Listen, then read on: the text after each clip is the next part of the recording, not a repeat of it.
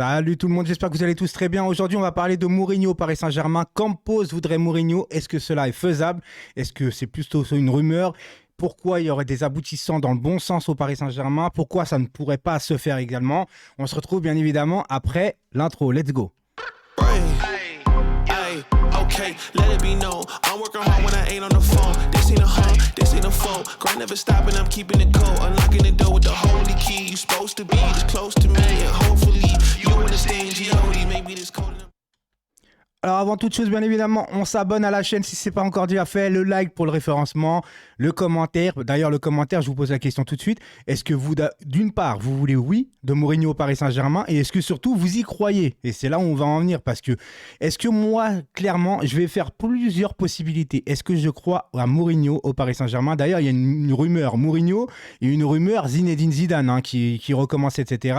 Est-ce que j'y crois réellement? Moi, écoutez, je pense que si Galtier se fait virer, où on en est avec le Paris Saint-Germain, on va nous faire miroiter le Mourinho, le Zidane et on va se retrouver avec Lucien Favre. J'ai rien contre Lucien Favre, c'est un très bon entraîneur, mais pour moi, ça n'a pas le niveau des ambitions du Paris Saint-Germain. Aujourd'hui, tu fais venir un Emery qui n'avait pas l'expérience Ligue des Champions, il se fait en vérité, de l'expérience au Paris Saint-Germain pour mieux rebondir après. Tourelle, qui n'a pas réellement aussi l'expérience du Paris Saint-Germain, et pourtant il a été quand même en finale avec le PSG, mais il s'est fait un nom aussi au Paris Saint-Germain, même s'il était déjà un peu connu avant avec Dortmund, pour ensuite gagner avec des champions après. Il serait temps pour nous, même si le problème du coach n'est pas la vraie priorité du Paris Saint-Germain, ça reste quand même une priorité. Il faudrait un coach au Paris Saint-Germain qui a l'expérience de la Ligue des Champions. Voilà, tout simplement. Et donc oui, Mourinho et Zidane vont dans ce sens-là.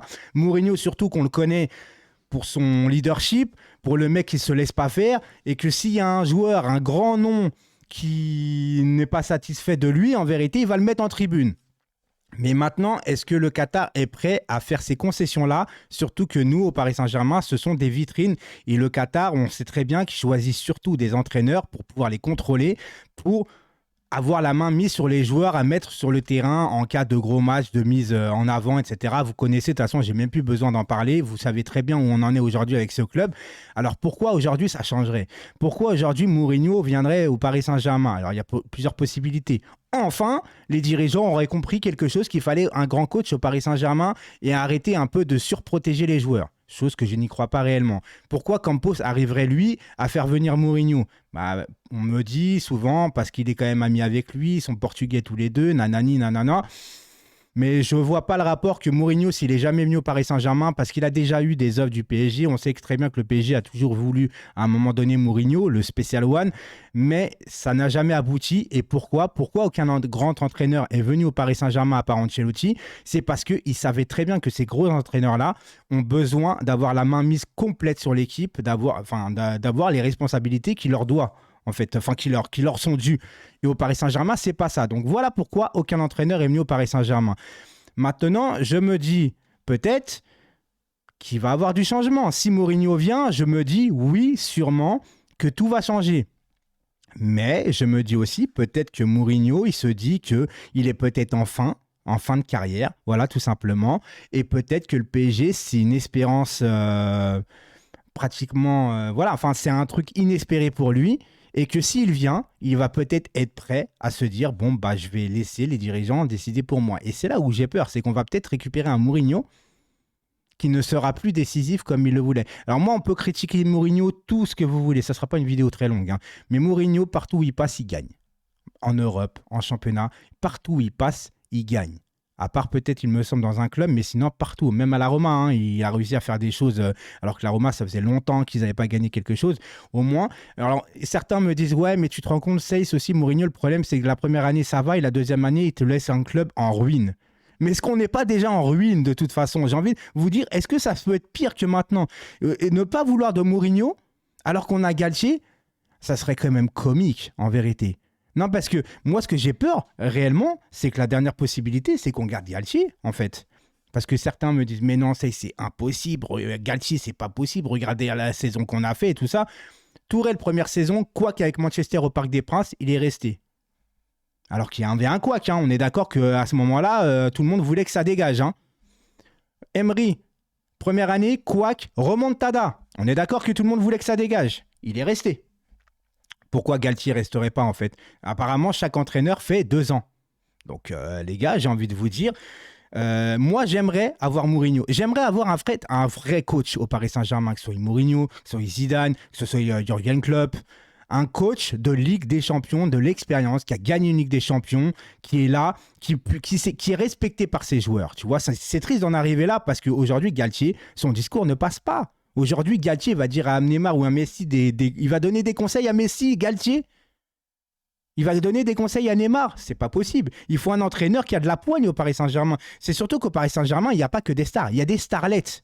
Des starlettes.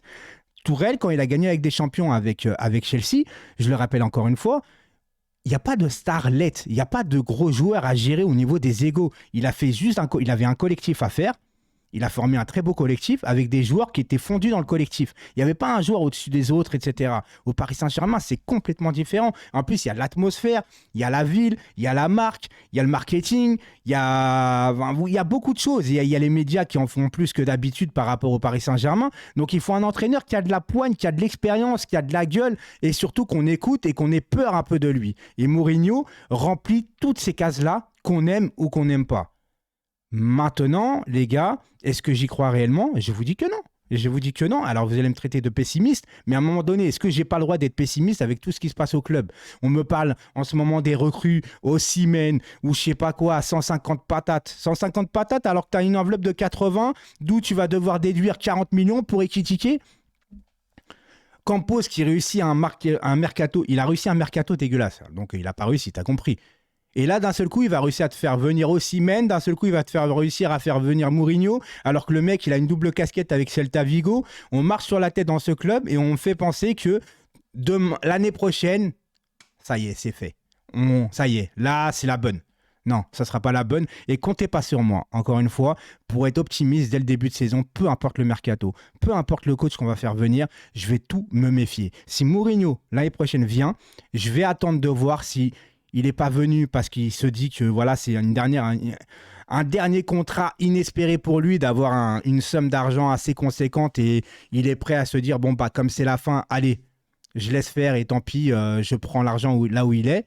Moi, j'espère que si Mourinho vient, il va être compétent, surtout motivé et surtout qu'il aura les mains libres en vérité, tu vois, mais on va se retrouver avec Lucien Favre.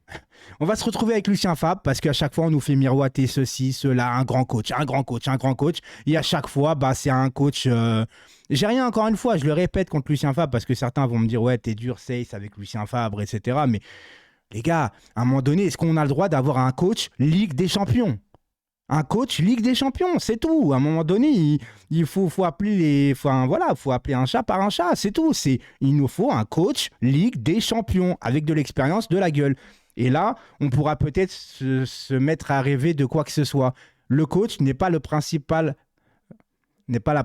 cause de tout ce qu'il y a comme problème au Paris Saint-Germain, mais ça en fait partie. Ça en fait partie. Même si en haut, ça retranscrit ce qu'il y a en bas se retranscrit aussi sur les joueurs. Et donc, le coach en fait partie complètement. Mais pour moi, il faut balayer dans la direction, il faut balayer l'entraîneur, il faut balayer beaucoup de joueurs. Mais quand je pense qu'il y a beaucoup de joueurs qui vont revenir l'année prochaine, de près, les Kurzawa, les Paredes, les Draxler, comment on va s'en sortir en fait? Avec une masse salariale encore une fois qui sera présente, des joueurs qui vont rester, qui vont pas vouloir partir parce qu'ils ont un salaire conséquent, des joueurs qu'en fait ils vont revenir mais ils ont même pas la tête au club. La gestion est une catastrophe. Donc, est-ce que Mourinho va vouloir aller dans un champ de ruines déjà, tout frais payé? Je ne suis pas sûr. Ciao tout le monde.